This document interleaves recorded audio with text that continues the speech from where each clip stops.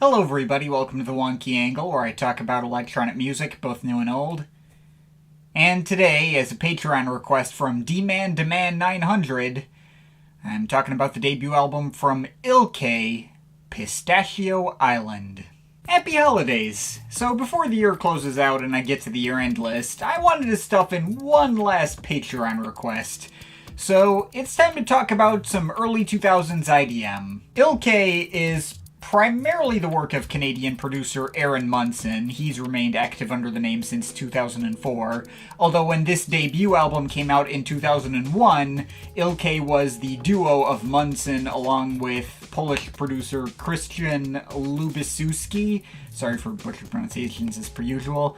I think doing about an equal amount of work on this album, I think. I don't know. This definitely sits among that early 2000s scene of glitchy IDM, which was trying to feel laid back and lower stakes and occasionally on the quirkier side.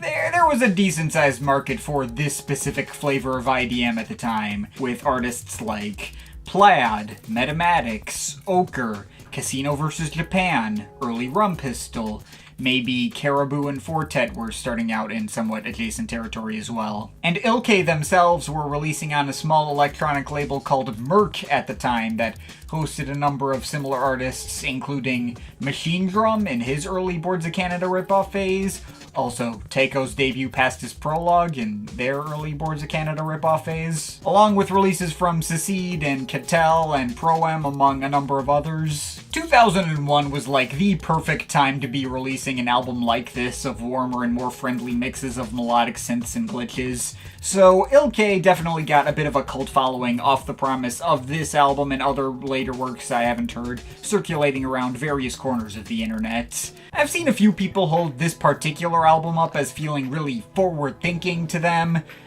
I don't know how much I agree with that point, given how many different artists were making music that sounded very similar right around the same specific time, and how easy it was for me to tell that, yeah, this was definitely an album that released in the early 2000s. Though it was definitely on the earlier side of that subgenre before the market started to get more saturated and before many of those other names I already mentioned got greater attention in their own right. And, I mean, it's obviously not like any of this stuff was getting mainstream attention or anything either. I can see exactly why many people were drawn to an album like this and found it to be this really special, overlooked gem. It is an overlooked gem. But if there's anything that sets Pistachio Island apart from the crowd looking back on it from a more modern lens, it's not so much the actual sound of it, but rather the way the album is structured. This is an album with 45 tracks, and all but 6 of those tracks are less than 2 minutes long. Many of them even less than 1 minute. It's one of those rare albums not just designed to be listened to in order, but just as much, if not even more, designed to be played in shuffle mode. The CD apparently even advertises it being best heard in shuffle mode. You can play the 45 tracks in any order you want, and the final effect would be exactly the same. The album's practically already in shuffle mode if you just listen to the tracks in their designated order. There's no real transitions between tracks, no overarching narrative flow, just a sprawling candy box of loads and loads of low-key IDM miniatures with glitchy percussion and lo-fi synth melodies, all adding up to the exact same general vibe. That does admittedly lead to a listening experience that works best as background music and maybe didn't leave the strongest impression on me personally in comparison with other projects in this genre that I've already been a fan of for years. I'm not going to tell you that this is like one of the most wall-to-wall fascinating listens I've ever heard, or that there aren't plenty of tracks that don't really give me much to say, or even anything to say at all. But I'm going to try my best anyway. There certainly aren't any cuts that kill the vibe or merit skipping, and even if there were, they would already be over before you even thought to hit the skip button. So let's go into all these tracks. I'll try to at least dedicate half a sentence to each one because fuck it, we're always thorough on this channel. Opener Sweet Tooth Subway isn't much of a standout and doesn't do much aside from set the tone of lo-fi synths and glitchy percussion you'll know to expect out of everything else on the album. Though the first track to grab me was Aerokiwi Island, which kind of feels like a more colorful and expansive variation on that opener, some brighter chord progressions and tiny vocal snippets on that one. It's one of the few cuts that feels like it's actively transitioning out of the previous one instead of just feeling like you've flipped to a different channel on TV or something. Rusty Mittens has some muted pads and percussion that feels marginally heavier, like tapping on upturned plastic buckets, which is all nice. Cappuccino Summit takes the tempo down with this admittedly kind of sour, wiry bass buzzing going up next to some underweight guitar strumming. Though, that's at least a flavor I can recognize in context, unlike Sushi Fruit, whose icy chords and shifting tapping noises are just kind of there. Hublander almost kind of builds off some similar synth chord textures, but chops them up and puts them over a way busier and glitchier percussion mix. And then Sync Lateral has some nice, chill little plinking melodies and electric pianos that make for one of the first highlights for me in a bit. Kotira Blink Set is another track that exists. I guess the pads are kind of tense and high-pitched, but I tend not to notice that one. Although Lee's Tail was a decent bit more striking and tried to form more of an actual tune out of all its layers of high-pitched synths. That was nice. Naku Uinti has some actual bass to go under its muted organ-like patches, and a fake ending 10 seconds before cutting off. And Camai is our first track to go fully beatless, with all these warmer clouds of whistling synths floating on top of each other. Very Boards of Canada.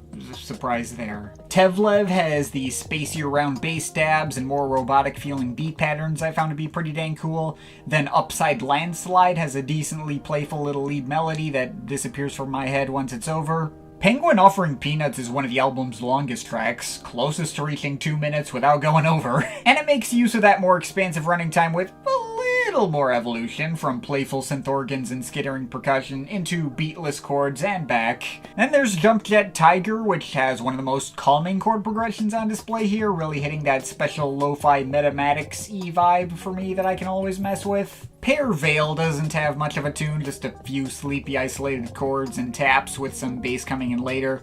Though Orange Line really wakes you up after that with this heavy banging metallic hip-hop beat and all these thicker layers of blaring synth melodies. That one's fun. Panda is another beatless track with some kinda downbeat synth chords that just kinda mope without really going anywhere, but then we get Cascade Peridot, which is the first track to actually break 2 minutes. This didn't stand out initially, but it grew on me over time. The melodies are rather dreamlike, the slightly longer runtime allows the hook to stick a little more easily, and the beats have like little beats of DJ scratching in their more energetic parts, which is kinda cool. Kit Crayons goes back to more muted territory, but still feels pretty warm and comfy, and then Whiskey switches almost like a two-parter, with 30 seconds of rapidly skittering beats, slowing down and dying before abruptly switching up into this lower-key electric piano-driven section and coming back in fuller force. Concord Low is one of the more impressively fuller-sounding mixes in its spacier ambient pads and squirting melodic blips. That one's very cool.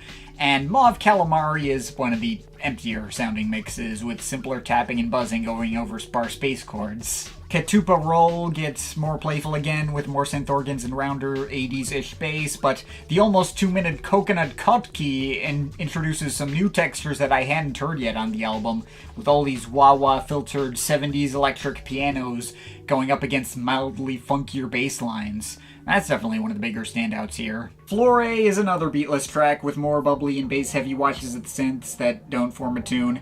Then Push Pop Nil contrasts it with heavier beats that I guess are more playful again. I don't know, not much substance there. Or on the once again muted humming flavor of Fantasia. Luminette is really cool though. The electric pianos on that one get a lot more sparkly and well layered over the buzzing bass and tapping beat work, another one of the more dynamic cuts in the bunch.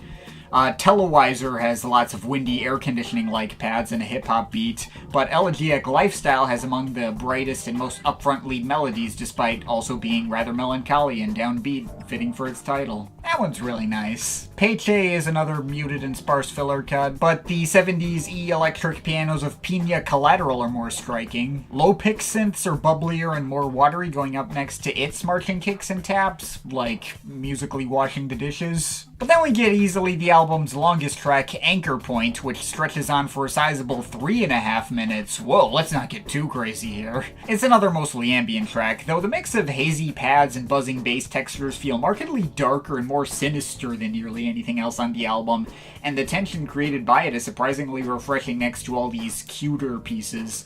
Feels very early Knocked Plank-ish to me, and I fuck with that. Toho Hill is a track that exists. I got nothing.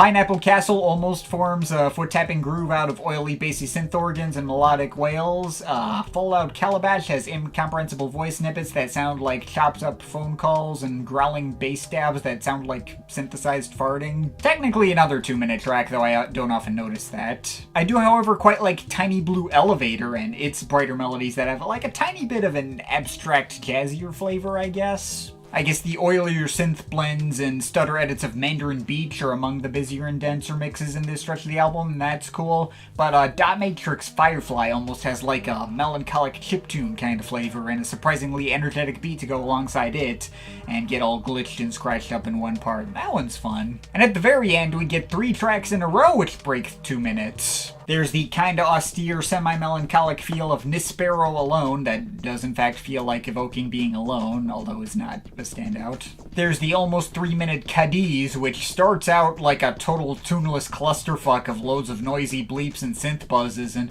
slowly tries and mostly fails to structure itself over a slower beat as it goes along. That's actually pretty neat and grew on me over time, got a chaotic tone to it that just stands out. And then Pancake Satellite slows back down with some cozy melodies and simple glitchy IDM beats, which are among the more satisfying of tracks of this tone have been on this album. I think there's some MIDI upright bass in the mix on that one too. And technically that track is labeled as the closer on the CD, but there's one last unlisted track, which is labeled as credits on Bandcamp, that I think makes for an even more effective send-off to this whole experience. The chiming chords on that one just feel very final and bittersweet, like a musical wave goodbye, leaving the album out on a high note. So, that's finally everything on Pistachio Island. This album is both a lot to take in, but also really not nearly as much to take in as it probably looks on the surface. I mean, it's a lot to write about in the context of a review video, but there is zero challenge involved in actually listening to it. All of it is just trying to be nice and cozy and easily approachable, even in its weirdest and most chaotic moments, which even those really are not that chaotic. I may personally feel like this can blend into the IDM scene of that particular era a bit, but the sheer amount of different flavors and variations on these exact same ideas I've heard a million times, I suppose is something interesting to set itself apart from the crowd. And if there's anything it might feel predictive of, it's that whole scene of lo-fi beats to study to, which started to rise up a good decade and a half later. This is very much a perfect album to put on in the background to help you focus on something else, and almost seems designed for that. And if you do choose to pay close attention to what's going on, sure, you will come across a lot of moments that only serve to keep up the vibe and not much else, but there's always just enough ideas that actually are cool and striking to make sure it never completely loses you. As someone who's heard absolute boatloads of music of this particular tone and style over my entire adult life, I'd be lying if I said I personally found it to be anything life-changing. But it was definitely a fun time, and I can definitely see how it gained the cult favorite status that it did. I may have heard better in this subgenre, but I've also heard far less interesting or flavorful releases on this scene as well.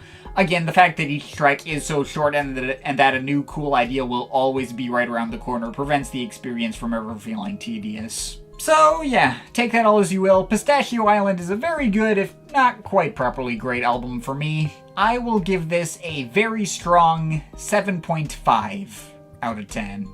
But of course, this is just my opinion. You can feel free to disagree with it, but I'd like to hear your thoughts, so leave the comments in the comment thing down there. Shout out to my Patreon supporters. They're awesome people. You want to add yourself that list or make me review something, link to my Patreon is in the description. But yeah, that's pretty much it. That's all for today. See you next time.